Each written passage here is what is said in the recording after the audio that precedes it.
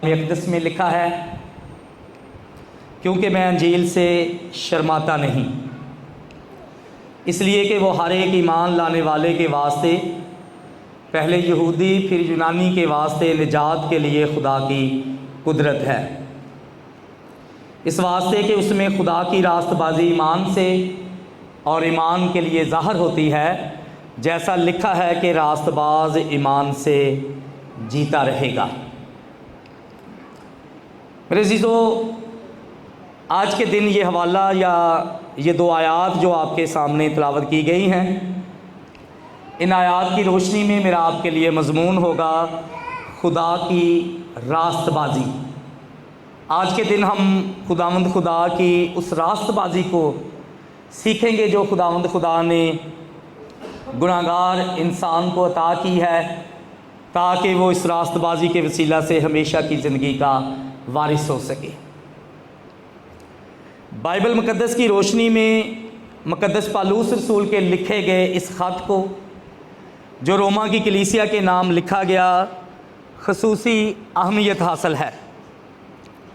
इस ख़त के बारे में कहा जाता है कि इस ख़त को जितनी भी बार पढ़ा जाए और इस ख़त पर जितना भी गौर व फिक्र किया जाए कम है। इस ख़त का जिस कदर मुताला करें उसी कदर ये आपको आसान मालूम होगा। आप इस ख़त को जितना ज़्यादा चुबाएंगे उतना ही ज़्यादा आपको लजीज महसूस होता जाएगा। आप इस ख़त के खोज में जितना ज़्यादा गहरा उतरेंगे उतनी ही कीमती चीज़ें दस्तयाब होंगी, क्योंकि इस ख़त के अंदर रूहानी बातों के गिरां कदर ख़जाने पोशीदा हैं। आज के इस ख़त में से जिन दो आयात को तिलावत किया गया है, इन दोनों आयात को बाइबल मुक़द्दस में ख़ास मकाम हासिल है और कहा जाता है कि ये दोनों आयात बाइबल मुक़द्दस की चाबी हैं।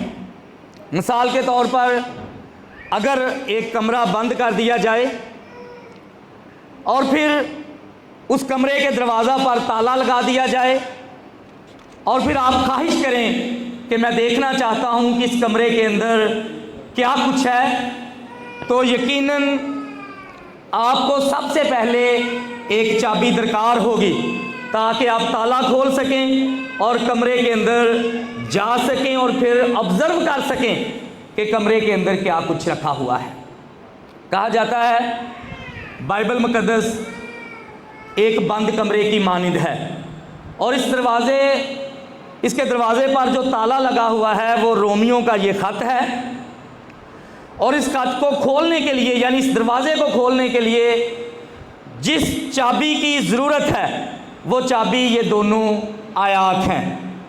इससे मुराद है कि अगर कोई शख्स बाइबल मुक़द्दस को खोलने और समझने की ख्वाहिश रखता है तो उसके लिए ज़रूरी है कि पहले इन दोनों आयात के लिखे जाने की कंडीशंस को समझने की कोशिश करे।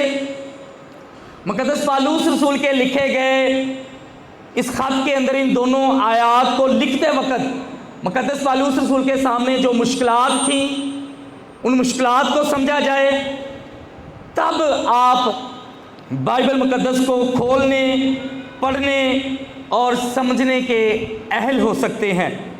तो फिर आइए इन दोनों आयात की रोशनी में जो बाइबल मुक़द्दस की चाबी कहलवाती हैं, हम इन आयात की रोशनी में अपने मज़मून खुदा की रास्तबाजी को बाकायदगी से सीखें।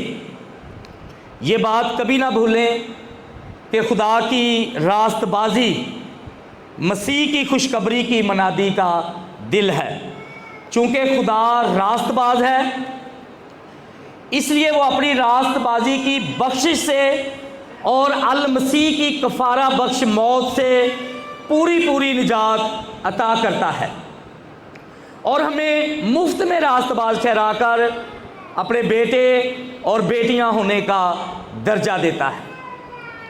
जिस वक्त हम अपने मज़मून खुदा की रास्तबाजी को सीखने के लिए अपने मज़कूरा हवाला पर गौर करते हैं तो हमारे मज़कूरा हवाला की पहली आयत जो है यानी रोमियों के ख़त के पहले बाब की 16वीं आयत, اس آیت میں لکھا ہے، مقدس پالوس رسول کہتا ہے کیونکہ میں انجیل سے شرماتا نہیں، اس لیے کہ وہ ہر ایک ایمان لانے والے کے واسطے، پہلے یہودی پھر یونانی کے واسطے نجات کے لیے خدا کی قدرت ہے۔ پالوس رسول خداوند یسوع مسیح کو قبول کرنے کے بعد بڑی خود اعتمادی اور دلیری کے ساتھ خوشخبری کی منادی کرنے کے لیے تیار تھا، اور مقدس پالوس رسول اس خوشخبری کو لے کر جس وقت اتھینے شہر کے لوگوں کو خداوند یسوع مسیح کی خوشخبری سناتا ہے تو اسے اتھینے شہر میں بہت ساری مشکلات کو فیس کرنا پڑتا ہے۔ پیشتر یہ کہ میں ان مشکلات کو آپ کے ساتھ بانٹوں، میں اتھینے شہر کا تعارف آپ کے سامنے رکھنا چاہتا ہوں، اور یاد رکھیں یہ شہر یونان کا نمایاں اور عظیم شہر تھا۔ یہ شہر یونان کی قدیم ریاست ایٹیکا کا دارالخلافہ تھا، اور موجودہ یونان کا بھی دارالخلافہ یہی شہر ہے۔ اسی جگہ یونانی فلسفہ ادب اور فن مجسمہ سازی نے ترقی پائی اور ساری دنیا میں شہرت حاصل کی، اور اسی شہر میں ارسطو، افلاطون اور سقراط کی رہائش تھی۔ مختصر یہ کہ اتھینے شہر فلسفیوں، داناؤں اور دانشوروں کی سرزمین تھی۔ اس شہر میں بال کی کھال اتارنے والے نکتہ بین عالم موجود تھے جن کے علم کا شہرہ دور دور تک تھا۔ جب پالوس رسول نے اتھینے شہر کے لوگوں کو خداوند یسوع مسیح کی منادی شروع کی تو ان مشہور زماں فلاسفروں اور داناؤں نے اس کی منادی کا مذاق اڑایا۔ پالوس رسول کے لیے اتھینے شہر میں مشکلات، جس وقت اس نے اتھینے شہر کے لوگوں کو جا کر، بت پرست لوگوں کو جا کر خداوند یسوع مسیح کی بشارت دی تو پالوس رسول کو بہت ساری مشکلات کو فیس کرنا پڑا۔ وہ مشکلات کون سی ہیں؟ جس وقت ہم اعمال کی کتاب اس کا 17واں باب اور اس کی 18 سے 32 آیات پر مبنی حوالہ کو دیکھتے ہیں تو ہمیں پتہ چلتا ہے کہ مقدس پالوس رسول کی منادی کے جواب میں اتھینے شہر میں بسنے والے اپکوری اور ستوئکی فیلسوف اس کا مقابلہ کرنے لگے۔ اس وقت پالوس رسول نے خداوند یسوع مسیح کی بشارت دی تو ان لوگوں نے پالوس رسول کے لیے الفاظ استعمال کرتے ہوئے کہا، یہ بکواسی کیا کہنا چاہتا ہے، اور انہوں نے کہا یہ غیر معبودوں کی خبر دینے والا معلوم ہوتا ہے۔ اور جس وقت مقدس پالوس رسول نے خداوند یسوع مسیح کے مردوں میں سے جی اٹھنے کی خوشخبری سنائی تو بعض نے پالوس کی منادی کا مذاق اڑاتے ہوئے کہا، اچھا یہ بات تجھ سے پھر کبھی سنیں گے۔ میرے عزیزو، ان حوالہ جات کو دیکھنے سے پتہ چلتا ہے کہ اتھینے شہر کے لوگوں نے پالوس رسول کے ایمان کا بری طرح سے مذاق اڑایا اور اسے اتھینے شہر میں بہت ساری روحانی مشکلات کو فیس کرنا پڑا۔ مگر یاد رکھیں، اگرچہ پالوس رسول کے طرز تخاطب اور خوشخبری کے عجیب و غریب پیغام کو ٹھٹھوں میں اڑایا گیا، مگر ان سب کے باوجود پالوس رسول کے پائے استقلال میں ذرا سی بھی لغزش نہ آئی۔ اس نے ان مغرور فلسفیوں، داناؤں کی پرواہ نہ کی اور بڑی دلیری اور ثابت قدمی سے یہ اعلان کیا کہ میں انجیل سے شرماتا نہیں۔ یہ بات کبھی نہ بھولیں کہ دنیا میں ایسے لوگوں کی کمی نہیں ہے جو ہنستے اور مسکراتے ہوئے تختہ دار پر چڑھ جاتے ہیں اور بڑی جواں مردی سے زہر تک نوش کرنے کو تیار ہو جاتے ہیں، لیکن اگر ان کے ایمان کا مذاق اڑایا جائے، اگر ان کے ایمان کے ساتھ چھیڑ چھاڑ کی جائے، اگر ان کو کہا جائے جس جگہ پر روحانی سٹیٹس پر تو کھڑا ہے یہ سٹیٹس تیرا دکھاوے کا ہے اور 2 نمبر ہے، تو میرے عزیزو انسان جو ہے وہ عرق ندامت میں ڈوب جاتا ہے۔ اپنے ایمان کو فیس کرنا، اپنے ایمان پر ڈٹے رہنا یہ نہایت مشکل کام ہے۔ وہ شرما جاتے ہیں، مگر پالوس رسول انجیل کی خاطر تمام قسم کے مصائب کو سہنے کے لیے تیار ہے۔ شرم اور ندامت کی اسے پرواہ نہیں۔ اسی لیے تو منادی کے لیے موجود ہر طرح کی رکاوٹوں کے باوجود وہ بڑی دلیری کے ساتھ کہتا ہے کہ میں انجیل سے شرماتا نہیں، اور بڑی جوان مردی اور بہادری کے ساتھ پالوس رسول نے انجیل کو اس آیت کے آخری حصہ میں خدا کی قدرت کہا ہے۔ اس نے کہا ہے کہ انجیل خدا کی قدرت ہے۔ اصل میں روما شہر میں قدرت پر بڑا ہی زور دیا جاتا تھا۔ یاد رہے، روما میں جس قدرت پر بڑا ہی زور دیا جاتا تھا اس قدرت سے مراد فوجی قوت تھی۔ ان کی قدرت، جس قدرت پر وہ ڈیپینڈ کرتے تھے، یہ اور طرح کی قدرت تھی، اور ان کے نزدیک یہ فوجی قوت تھی۔ لیکن وہ قدرت جس کا پالوس رسول نے اعلان کیا وہ ایک نئی قسم کی قدرت ہے۔ یہ وہ قدرت تھی جس نے رومی قدرت کو ہمیشہ ہمیشہ کے لیے ملیا میٹ کر دیا۔ رومی حکومت مغلوب ہوئی اور اس کی شان و شوکت کا آفتاب ہمیشہ ہمیشہ کے لیے غروب ہو گیا۔ دیکھیے میرے ساتھ، کرنتھس کے نام مقدس پالوس رسول کا لکھا گیا پہلا خط، اس کا پہلا باب اور اس کی 18ویں آیت میں مقدس پالوس رسول کہتا ہے، کیونکہ صلیب کا پیغام ہلاک ہونے والوں کے نزدیک تو بے وقوفی ہے، مگر ہم نجات پانے والوں کے نزدیک خدا کی قدرت ہے۔ جس قدرت کو پالوس رسول اس آیت کے آخر میں بیان کرتا ہے وہ ہمیشہ کی زندگی کا وسیلہ ہے۔ اور یاد رہے، انجیل خدا کی قدرت کاملہ ہے، کیونکہ خداوند یسوع مسیح کے ذریعہ سے خدا قادر نے اپنی عظیم قدرت کا اظہار کیا ہے، مگر یہ قدرت صرف ان لوگوں کے لیے ظہور میں آئی جو ایمان کے زیور سے آراستہ ہیں۔ جن کے پاس ایمان نہیں ہے وہ اس قدرت سے کبھی بھی مستفید نہیں ہو سکتے، کیونکہ خدا کی قدرت کاملہ کا نظارہ کرنے کے لیے سب سے بڑی شرط ایمان ہے۔ تاہم نجات کے لیے رسول نے پہلا مقام اس آیت کے اندر یہودیوں کو دیا ہے، جس کی وجہ یہ ہے کہ نجات دہندہ یہودیوں میں سے ہے، مگر پھر بھی نجات کے لیے قوم، رنگ و نسل یا زبان کی قید نہیں ہے۔ رومیوں کے خط کے 4 باب کی 18ویں آیت میں لکھا ہے، ابراہم نا امیدی کی حالت میں امید کے ساتھ خدا پر ایمان لایا۔ خدا نے وعدہ کیا تھا کہ تیری نسل ایسی ہی ہوگی اور تو بہت ساری قوموں کا باپ ہوگا۔ لہذا ابراہم کی عمر 100 برس ہو چکی تھی، باوجود اپنے مردہ سے بدن اور سارا کے رحم کی مردگی کے باوجود ابراہم ایمان میں بوڑھا نہ ہوا۔ لکھا ہے خدا کے وعدہ پر ایمان رکھا گیا۔ لکھا ہے کہ ابراہم خدا پر ایمان لایا اور اس کا ایمان لانا اس کے لیے راست بازی گنا گیا۔ پیدائش کی کتاب اس کا 15واں باب اس کی 6 آیت اس بھید کو بیان کرتی ہے۔ میرے عزیزو، اپنے تلاوت کیے گئے حوالہ میں سے پہلی آیت کی روشنی میں ہم اس نتیجے پر پہنچتے ہیں کہ خدا کی راست بازی میں شامل ہونے کے لیے ہمارا ایمان شرط اول بلکہ شرط واحد ہے۔ کبھی بھی خدا کی راست بازی میں شامل ہونے کے لیے ہمارا کوئی عمل کار فرما نہیں ہو سکتا۔ ہم کسی عمل پر ڈیپینڈ نہیں کر سکتے۔ اگر ہم چاہتے ہیں کہ ہم خدا کی راست بازی میں شمولیت اختیار کریں، اگر ہم چاہتے ہیں کہ خدا اپنے راست باز لوگوں کی فہرست میں میرا اور آپ کا نام درج کرے، تو اس کے لیے صرف ایک ہی وے ہے، اونلی ون وے، اور وہ ہے ہمارا ایمان۔ ایمان کے بغیر خدا کی بادشاہی میں شریک ہونا یا خدا کی راست بازی کو حاصل کرنا ناممکن ہے۔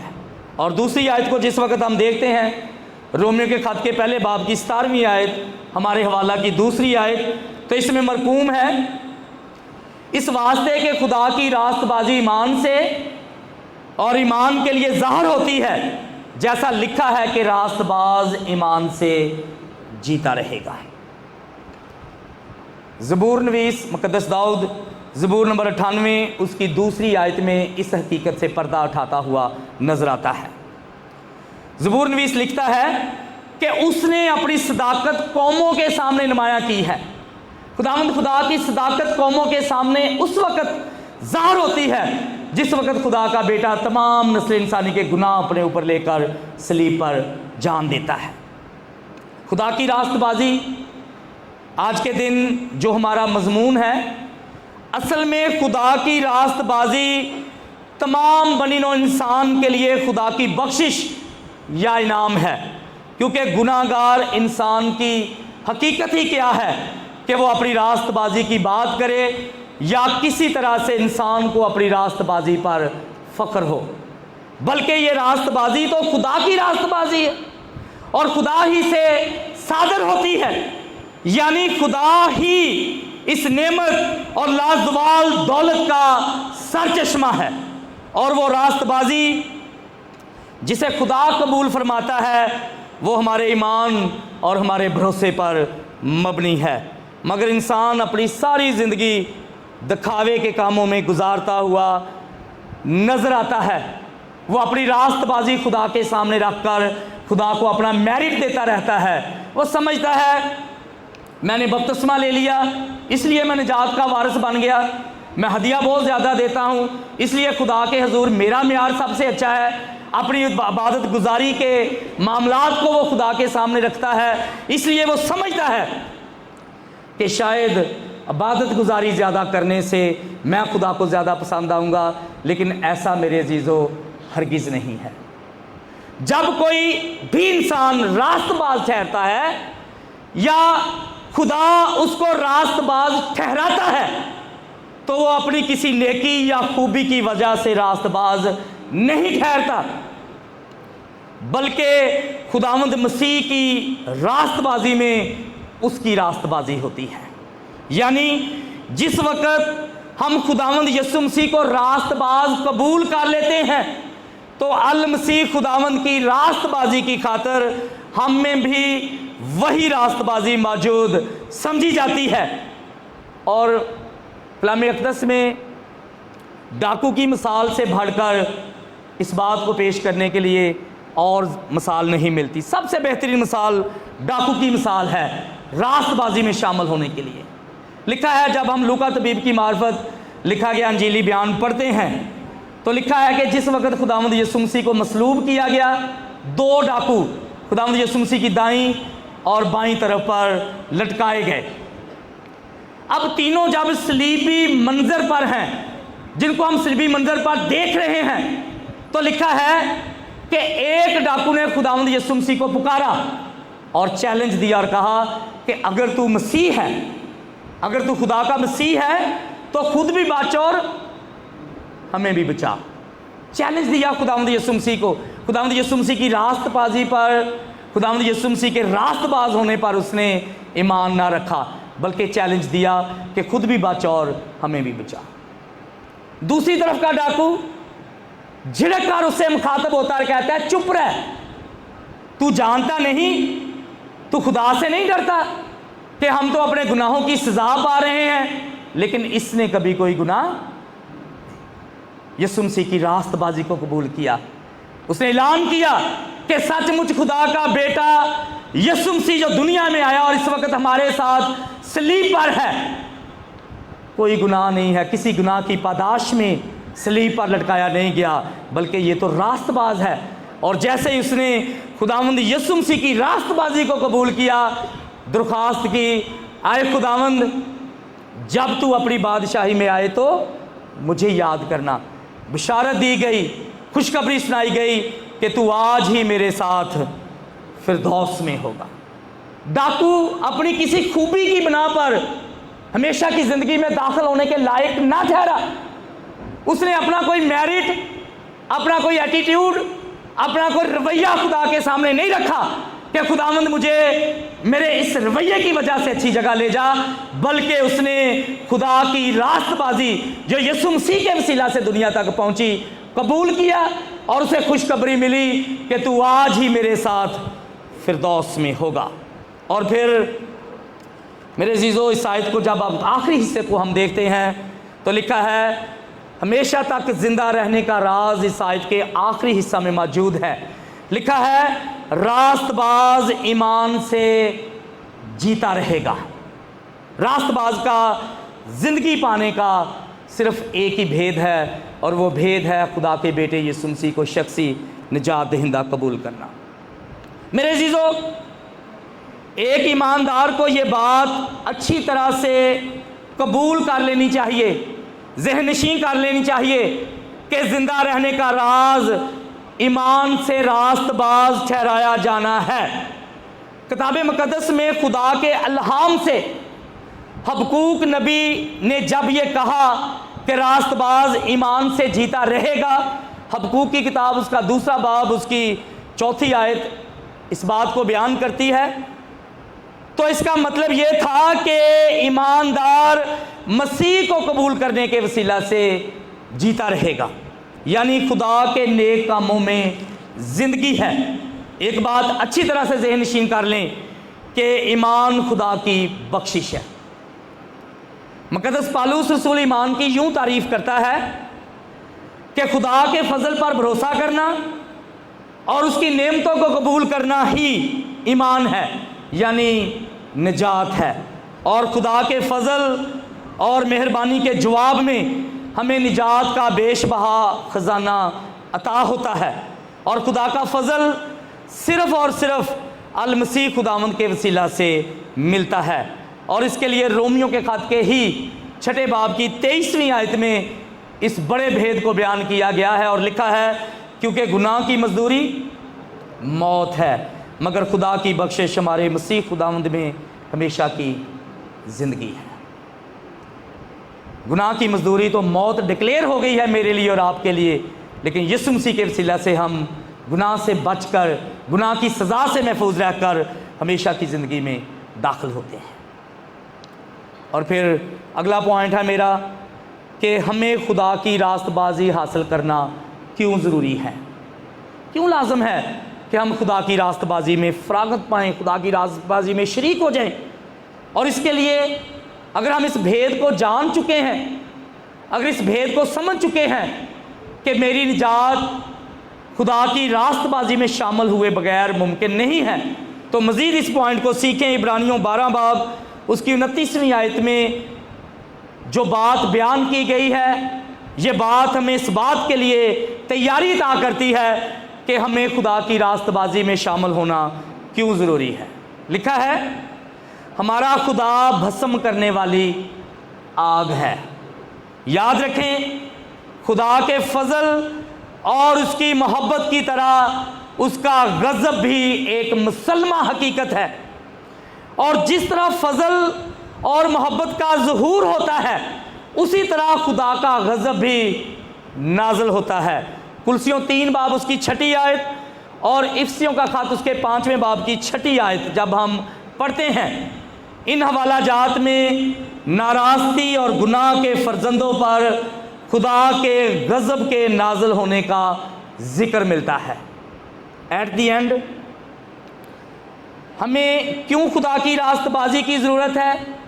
رومیوں کے خط کے 2 باب کی 8ویں اور 9ویں آیات کے مطابق لکھا ہے مگر جو تفرقہ انداز اور حق کے نہ ماننے والے بلکہ ناراستی کے ماننے والے ہیں، ان پر غضب اور قہر ہوگا اور مصیبت اور تنگی ہر ایک بدکار کی جان پر آئے گی۔ ہمیں ضرورت ہے کہ ہم تفرقہ بازی، ناراستی اور ان تمام کاموں کو چھوڑیں جو خدا کی راست بازی حاصل کرنے کے راستے میں حائل ہیں، جو چیزیں ہمیں خدا کے بیٹے تک پہنچنے سے روکتی ہیں، جو رکاوٹیں ہمیں راست بازی کے راستے پر چلنے کے لیے درپیش آتی ہیں۔ ایک ایماندار کو چاہیے کہ ہمیشہ ہمیشہ کے لیے ان راست حائل رکاوٹوں کو اپنے راستے سے حائل کرے۔ اسی لیے میرے عزیزو، چونکہ خدا کسی کی ہلاکت نہیں چاہتا، اس نے ہمیں ہمیشہ کی زندگی دینے کے لیے اپنی راست بازی دی ہے، اور اپنی راست بازی دینے کے لیے خداوند خدا نے بہت بڑی قیمت چکائی ہے۔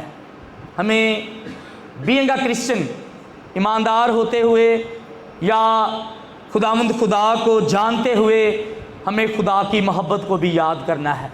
खुदा ने अपनी रास्तबाजी देने के लिए एक बड़ी कीमत को चुकाया है ताकि गुनाहगार इंसान उस कीमत के पेश किए जाने से हमेशा की ज़िंदगी में दाखिल हो सके और खुदा की रास्तबाजी को ले सके। खुदा ने अपनी इलाही मोहब्बत में कौन सी कीमत चुकाई है, ये बात मज़ीद आसान करने के लिए एक छोटी सी मिसाल मैं आपके साथ आखिर में रखना चाहता हूँ। एक दफ़ा का ज़िक्र है कि एक ट्रेन रेलवे ट्रैक पर बड़ी ओवर स्पीड हालत में जा रही है। वो इतनी ओवर स्पीड हालत में है कि ड्राइवर के लिए कोई भी डिसीजन यकदम लेना नहायत मुश्किल है। और मज़े की बात ये कि जिस वक्त वो ओवर स्पीड हालत में रेलवे ट्रैक पर जा रही है, एक छोटे से स्टेशन के करीब से गुजर रही है। और हम जानते हैं कि अक्सर छोटे छोटे स्टेशन के करीब आबादियाँ होती हैं, और वो आम तौर पर आबादियाँ भी उन रेलवेज़ मुलाजमों की होती हैं जो अपने डिपार्टमेंट में, रेलवे के डिपार्टमेंट में काम कर रहे होते हैं। जिस वक्त ट्रेन ओवर स्पीड हालत में जा रही है, थोड़े से डिस्टेंस पर कुछ Thank you for watching this video. Please subscribe and share this video. God bless you.